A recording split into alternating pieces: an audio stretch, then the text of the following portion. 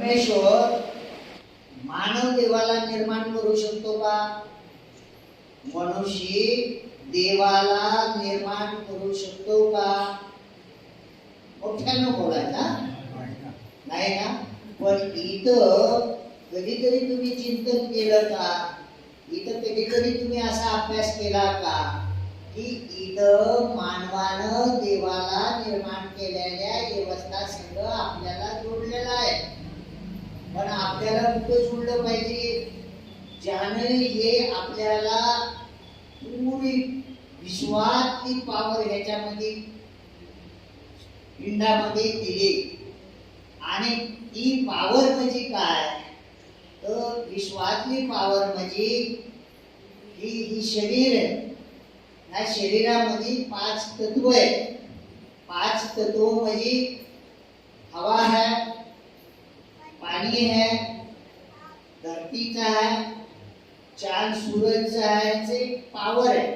सूर्य जर निघाला तर तो हीट देतो, गरम होतो. हीट दिल्याच्या नंतर त्याला ती ऊर्जा भेटली. ऊर्जा भेटल्याच्या नंतर त्याच्यात ती चैतन्य तयार होतं. हवा जर भेटली तर ते सगळं त्याला प्राप्त होतं.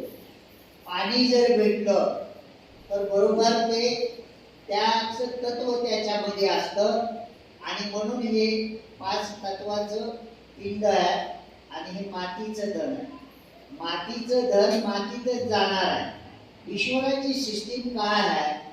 ईश्वराची सिस्टीम दगडाधोंड्यात आहे का? आता उदाहरण आपण इथं बसलोय, हे मंदिर आहे. ह्या मंदिरापुढं तुम्ही हजार जोपर्यंत तुमचा जन्मल्यापासून अंतिम एंड पर्यंत तुम्ही फक्त येऊन मुंडकं जर टेकवत असाल आणि दर्शन जर घेत असाल आणि तिथं सदैव हात जोडून तुमचे दुःखासाठीच जर मागणी मागत असाल तर तुम्हाला त्याचा लाभ बिलकुल भेटणार नाही. आपल्याला ही ज्ञान नसल्याच्या योगानं आपल्या लोकांचं कर्मकांड अंधश्रद्धा वाढल्या गेली आणि आपलं धन डायव्हर्ट झालं. आपलं धन डायव्हर्ट झाल्याच्या नंतर आपलं धनावर असली तुपाचा माल ते खाणार आणि तुम्हाचं देवाच्या नावानं डर पैदा करून ते तुमच्याकडनं काढून घेणार. अशी व्यवस्था मानवानं देवासंग निर्माण केली. मग आता जर समजा हे मंदिर नसल तर का आपण इथे एकत्र आलो असतो का? हे मंदिर आहे म्हणून आपण एकत्र आलो. मग आता ह्या मंदिरामध्ये ज्यांच्या हातात सिस्टीम आहे त्या लोकांनी त्या व्यवस्थाला समजावून सांगण्याचं काम बरोबर केलं पाहिजे. त्या लोकांनी ईश्वराच्या बाबतीत तुम्हाला बरोबर त्या शक्तीला जोडलं पाहिजे. पण ते लोक तसं जोडत नाही. मग हे जसं मी तुम्हाला सांगितलं की ह्या मूर्ती कशी काय आहे. आता तुम्ही बघा, मी तुम्हाला पहिल्यांदा सांगितलं की मनुष्य देवाला निर्माण करू शकत नाही. पण आज आपल्याला माणसानं देवाला निर्माण केलेल्या वस्तूला जोडलं. म्हणजे आता हे मंदिर मी कुठला टाकळगाव आपलं लातूर पोट भरायला आलो, ईश्वरावर प्रेम झालं. मी इथं मला वाटलं की इथं खरंच आपल्याला आपल्या गुरुचे मंदिर व्हावं म्हणून आम्ही तन मन धन अर्पण केलं. पण ही बाबा त्यातलं ज्ञान पण आपण प्राप्त केलं तर आपला उद्धार होतो. म्हणून प्रत्येक मंदिरामध्ये संतांनी म्हणा किंवा पुजाऱ्याने म्हणा सत्य सांगण्याचं काम करायला पाहिजे. आणि ते सत्य सांगत नाही म्हणून ते आज आपल्या जीवनाचा उद्धार होत नाही.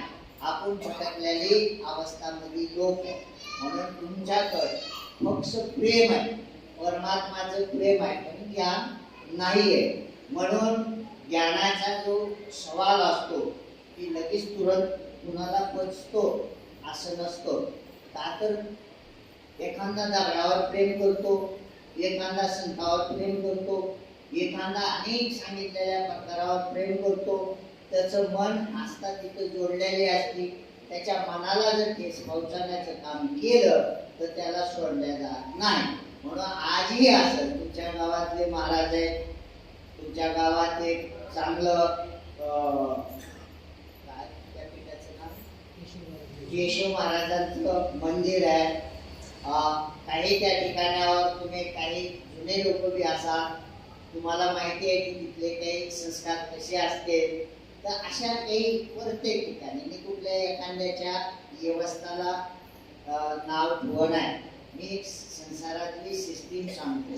कारण सद्गुरू रविदास महाराजांनी त्या व्यवस्थाला समजून घ्यायचं काम केलं की परमेश्वर म्हणजे काय, वास्तव परमेश्वर म्हणजे काय.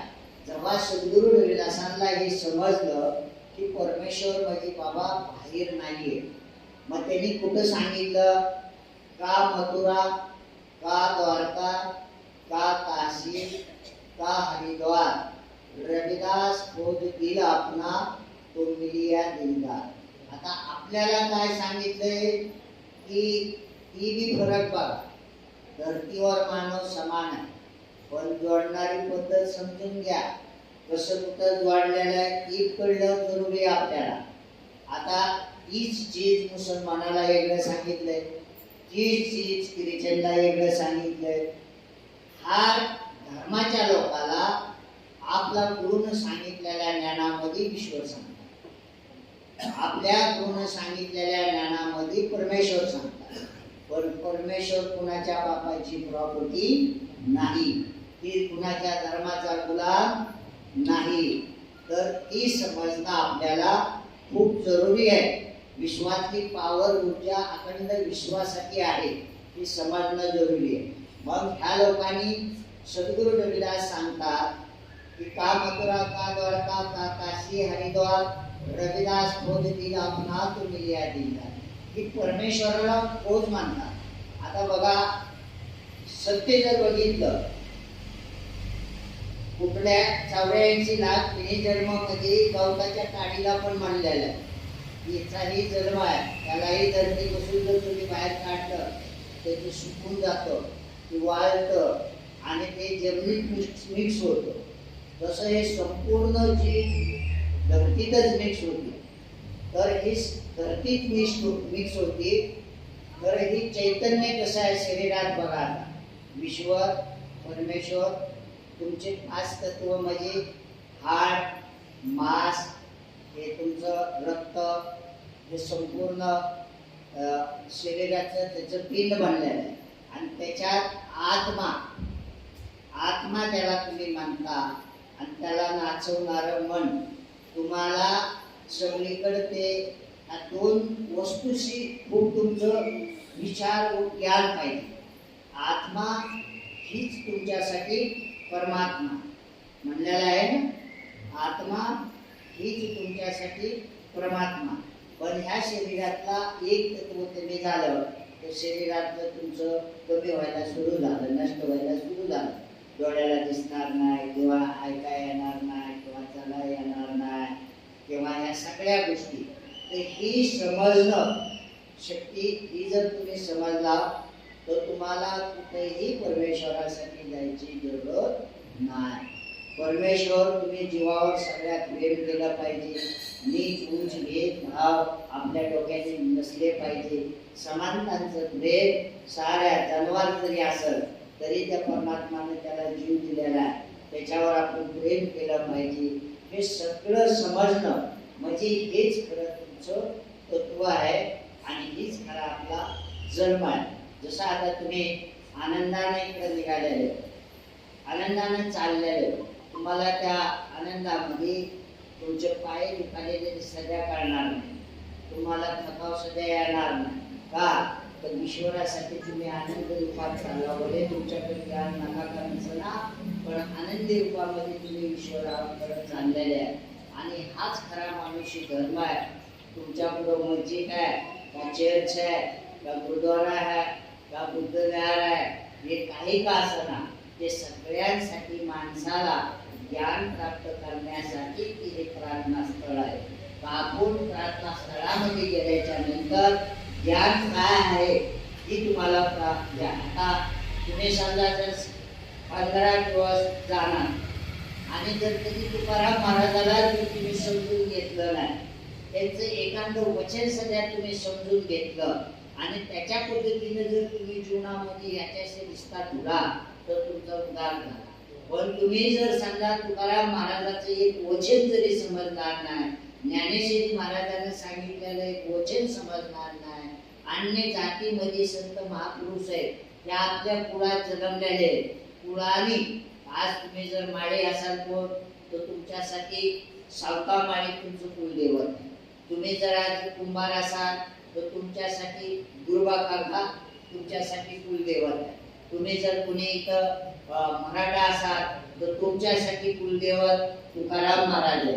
ही आपलेही, तुम्ही ब्राह्मण असाल तर ज्ञानेश्वरी, पण हे आपल्यासाठी झाले बरं. संतांपाशी जात नाहीये. संतांनी सगळ्याला एका ह्याच्यात बघितलेला आहे. संतांची जात म्हणजे पुढचं एकच संत आणि परमात्मावर प्रेम करणं. पण माणसाच्या डोक्यात जात जी घुसळलेली आहे ती जात नाहीये.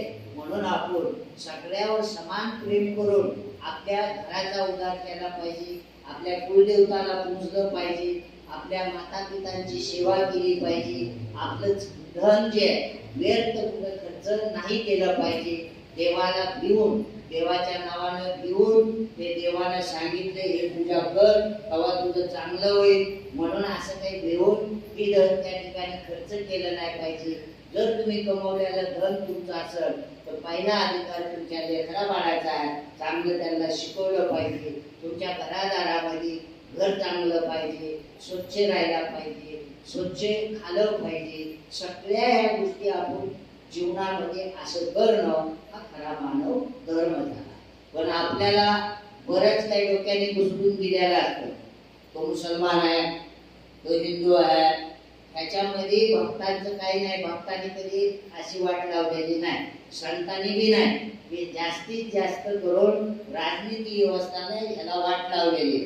म्हणून आपण कुणाच्याही धर्माची टीका टिप्पणी न करता, कुणाच्याही जातीची टीका टिप्पणी न करता, भेटल्याला जन्म परत भेटणार नाही. हा जन्म तुमचा जो आहे तुम्ही परत काही जरी केलं तर परत जन्म भेटणार नाही. दुसरी गोष्ट, आपल्याला असं सांगितलं जातं की वर कुठं स्वर्ग आहे.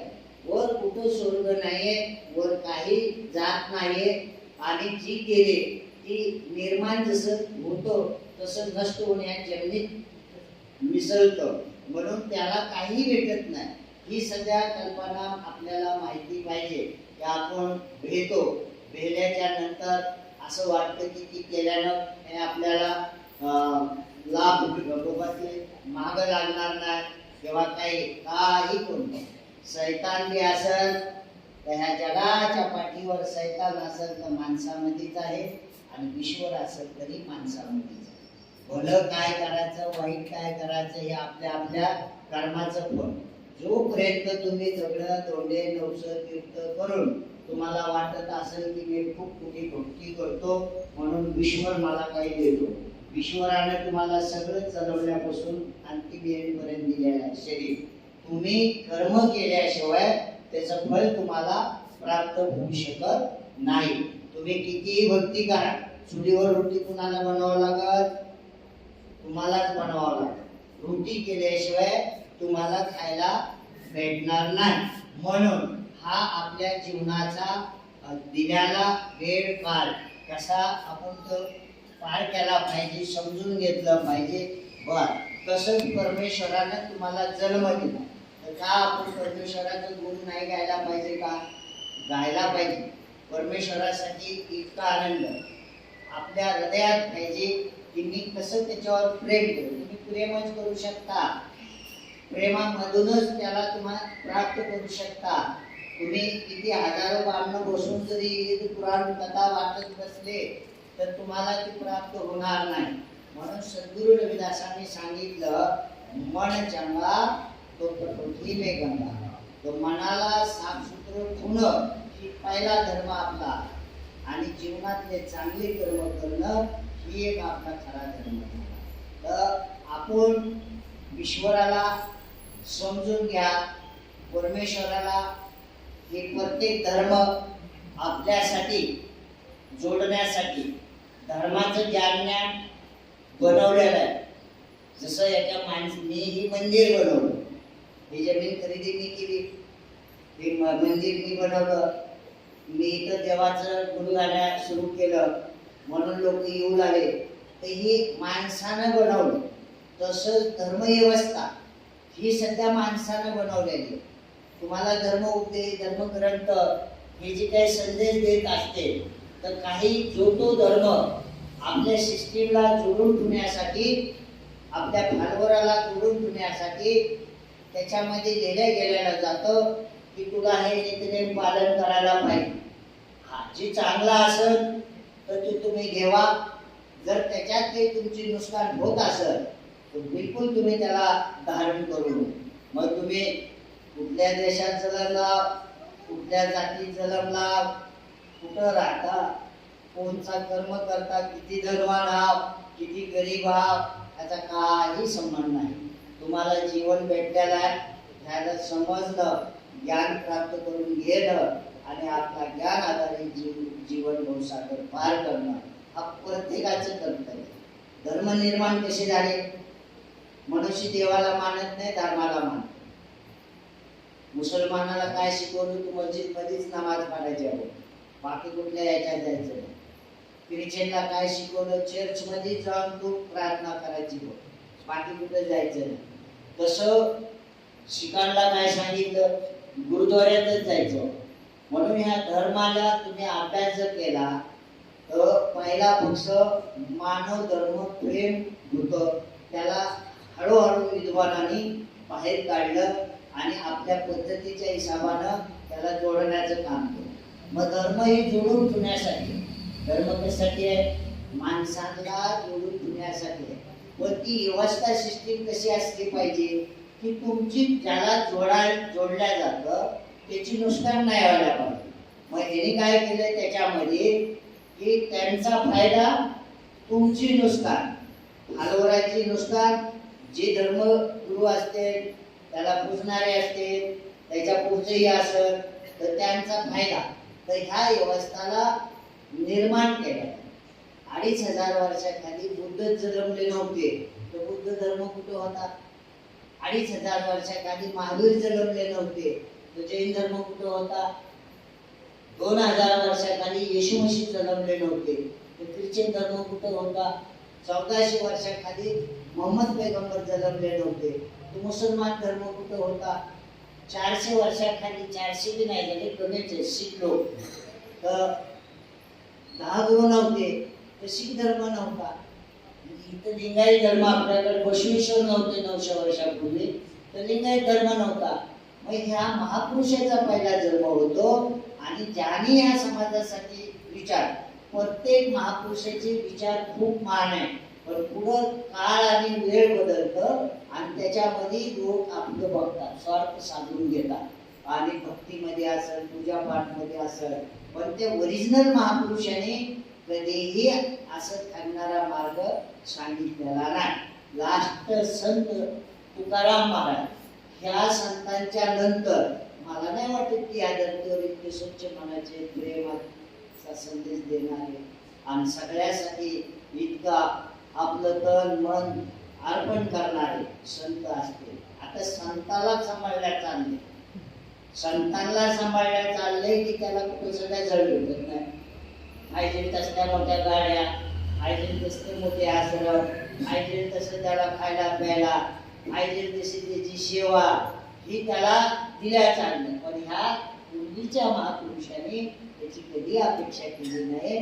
त्यांनी फक्त सगळ्याला एकत्र करण्यासाठी माणसाला मनुष्य म्हणा, माणसावर तुम्ही अन्याय करू नका, माणसाला जन्मासारखं बघू नका, माणसावर प्रेम करा, सगळ्याला एकत्र करण्यासाठी या संत महापुरुषांनी त्याग केला. म्हणून ही मंदिर फक्त तुम्हाला इथे देवाची कुठली इकडे दिसणार, इथे दिसली का तुम्हाला कुठे देवाची दिसली का? फक्त संतांची पूजा आम्ही करतो. म्हणजे तुम्हाला ते पटल आमचं किंवा ना दगडधोंड्याने काही केल्या नाही, दगडधोंड्याने काही केल्या नाही, राजा महाराजांनी काही केल्या नाही. बरेच राजे महाराजे स्वतःसाठी जगले वागले, प्रजाला कुणी चांगला सांभाळला तर कुणी वाईट सांभाळला, त्यांचा इतिहास निघून गेला. पण संतांनी कधी असे केलं नाही. संतांनी सदैव आपल्याला खूप सत्याचा मार्ग लावलाय. संत सत्य, संत ही सत्य. संत म्हणजे त्यांच्या मुखातनं कधीही वाईट येणार नाही. म्हणणारे लोक भरपूर आहेत. मला मी तुम्हाला सांगितले की 90% लोक याच्यात भगवा कपडा घालून ऐकतात लोकांना, पण ओरिजिनल त्याचा आत्मा पवित्र आहे, परमेश्वरासंग प्रेम करून ते कधी ठरणार नाही तुमच्यासंग. मला हे सांगायचंय की पूजावर सद्गुरू रविदासांनी सांगितलं की हे लोक सांगतात की तुला हे करावं लागलं, होम करावं लागलं, इतकं त्याला साहित्य लागल, इतकं त्याला हे लागल. पण गुरु रविदास सांगतात की हे सगळं झूट आहे. हे संसारातली प्रत्येक वस्तू गोष्टी आहे. ते कसे सांगतात की 52 राजे जे आल्या गुरु रविदासांचे शिष्य झाले. मोठे मोठे राजे महाराजे साधू संतांमध्ये संत शिरोमणी पदवी प्राप्त यांच्या संतांना ते गुरु रविदास. संतांमध्ये त्याचे 52 राजे शिष्य असते ते फक्त गुरु रविदास. संतांमध्ये ब्राह्मण जर अगर ही व्यवस्था चुकली असेल कोणाच्या चरणी, तसंच गुरु रविदासांच्या चरणी साष्टांग दोन आरतीत बसून बनारस मध्ये त्यांची शोभायात्रा काढली. तर त्यांचं कारण काय की बाबा त्यांनी ही पूर्ण व्यवस्थावर धाव घातला. म्हणजे भक्तीचं जी नसणारी वस्तू तुम्ही समाजाकडून करून घेता त्याच्यात विश्लेषित करून समजावण्याचं काम केलं म्हणून त्यांच्या चरणी हे सगळे लोक आहेत. आता त्यांनी पूजा सांगितली. पूजामध्ये ते काय सांगतात, आपल्या डोक्यात घुसळले काय, गंगेमध्ये जा एक डुबकी मारा तुमचं पाप नष्ट झालं. बरोबर आहे? असंच वाटतं तुमच्या मनाला. गंगेमध्ये जा एक डुबकी मारा, म्हणजे तुम्ही हरिद्वारला मारा, कुठं काशीला जाऊन मारा, कुठं का जाऊन डुबकी मारा, तुमचं पाप नष्ट झालं. ही मनाचा भरम आहे ना. क्षणभर जर आपण डुबकी मारून असं वर आलो असं तर केलेलं पाप नष्ट नाही होत. सदैव ते केलेलं पाप कुणाला का माहिती नसला, पण ज्यानं केले त्याच्या इथं जरूर माहिती असते है ना. माझ्या हाताने काय मी वाईट केलंय ती कुणाला दुसऱ्याला माहित नसतं, पण ह्याला माहिती असतं. जर तो गंगेत डुबकी मारून आला म्हणून ती केलेलं त्याच्या मनात नाही का, मनात असतं. म्हणून गुरु रविदास महाराजांनी सांगितलं की गंगाजल परमेश्वरावर चढवण्यासाठी इतकं पवित्र नाही. गंगाजल जिथं जलमासे आहेत, जिथं बिंडूक आहेत, जे प्राणी सगळे आहेत ते तिथंच जन्मतात, तिथंच मारतात, तिथंच क्रिया करतात. म्हणून जल हे पवित्र नाही. जल आपल्याला पुण्यात महापुरुषाने तिथं बसला म्हणून आपण त्याच्या भक्तीच्या स्थानावर जातो आणि त्याच्या योगाने त्या जागेला महत्व येतं. आज गंगाजल हिमालयातनं निघतं आणि समुद्रात जातं. पाणी तीच आहे ना, पाणी तीच आहे ना.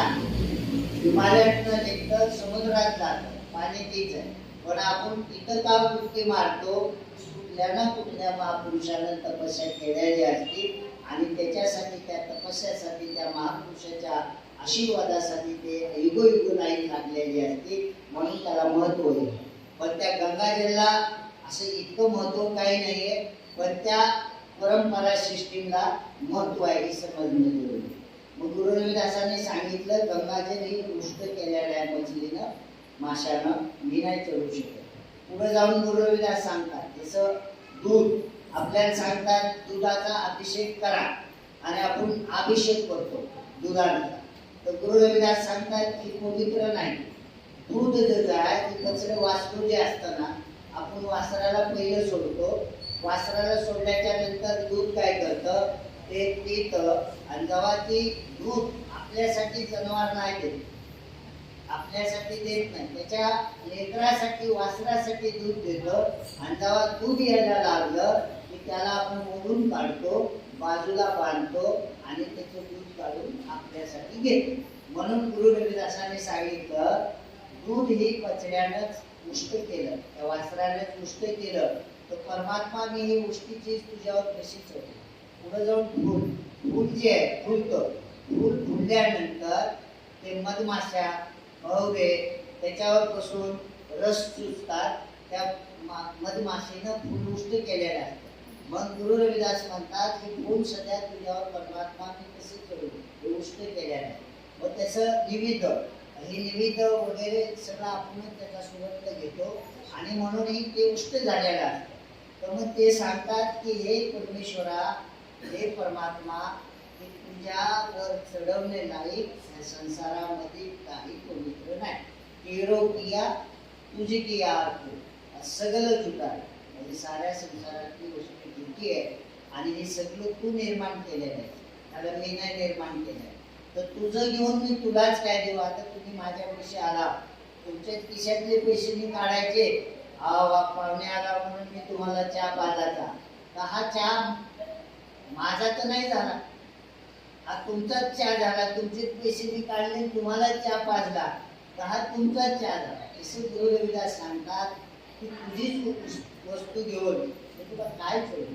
मग ते सांगतात हुआ ज्ञान पराप्रकाश, ज्ञान कारण करले अभ्यास, ज्ञान भयात कर्मे नासी. जर तुम्ही आता एक 10-12 लाख रुपये चालले ना, खरंच ज्याला जर परमेश्वराचा थोडा जरी गंध माहिती झाला आणि ईश्वर समजून आला, त्यानं जर आपल्या जीवनात जर घेतला, तर त्याची भक्ती नाही कुणात होणार. ते जसं झाडाला समजा उदाहरण एक फळ लागतं, एक आंबा आहे समजा, आंबा पिकल्यानंतर ते पहिले तर सांगतात फल कारण फुल लगे, म्हणजे फळासाठी फुल येतं. पहिलं काय येतं, फुल येतं. फुल आलं की त्याला फळ लागतं. मग त्या फुलाचं काम कुठपर्यंत आहे की फळ लागले की फुलाला गळून पडावं लागतं. फुलाला गळून पडल्याच्या नंतर फळ येतं. त्याचं काम कुठपर्यंत आहे, ज्यावेळेस तुम्ही त्याला काढा या ना काढा, फळ पकलं की ते ऑटोमॅटिक खाली गळून पडतं. तसं ज्ञानाचं, माणसाचं, परमेश्वराचं हे नातं आहे. तुम्हाला जर ज्ञान प्राप्त झालं तर हे संपूर्ण जे शरीराला त्रास देणारी बाजू जी आहे हे ऑटोमॅटिक गळून पडते. पुन्हा तुम्हाला नवस करायची जरूरत पडत नाही, पुन्हा तुम्हाला त्याच्यासाठी खोज करायची जरूरत पडत नाही. ह्या सगळ्या गोष्टीचं प्राप्त ज्यावेळेस माणसाला होतो त्यावेळेस ते सगळं गळून पडतं. म्हणून त्यांनी सांगितलं हे सगळं झूट आहे, म्हणून मी काय अर्पण करतो की परमात्मा तुझ्यावर मी प्रेम केले, तुझ्यावर मी प्रेम केलंय आणि त्या प्रेमाच्या रशीने मी तुला बांधून बिठवले. सांगतात एक ठिकाणी की तुझ्यात जर हिंमत असेल तो सुटून लाव. सद्गुरु रविदास ईश्वराला म्हणतात की प्रेमाच्या रशीने मी तुला बांधून ठेवलंय, तुझ्या जर हिंमत असेल तो सुटून लाव. तर तसं हे जे सांगतात की बाबा मी प्रेम कसं केलं आणि मी ही प्राप्त काय करू शकतो तुझ्या पूजाला, तर मी तुझ्यावर स्वच्छ प्रेम केलंय. तन आणि मन हीच मी तुझ्या चरणी अर्पण करतो. मी ना भूक चढवणार, मी ना तुला काही निवड लावणार, मी ना तुला काही हे करणार. पण तसं प्रेम आता कुणाकडे आहे बाबा. आई बापाचं सध्या लेकरांचं प्रेम कमी झालंय. आता झालंय का नाही, झालंय का नाही. लेकरू कवर आपलं त्याची बायको करेल, त्याची बायको आली की ती गळून पडलं आई बापाचं प्रेम. त्याचं प्रेम कुणकडे गेलं, त्या बायकोकडे गेलं पहिलं. पुन्हा लेकरं बाळ झाली की कुणाकडे गेलं, लेकराकडे गेलं. आणि आपल्या गणवतातून प्रेम कुठे गेलं, बायकोच्या गणवतातून, है ना. ह्या ज्या काही गोष्टी आहेत संतांनी जी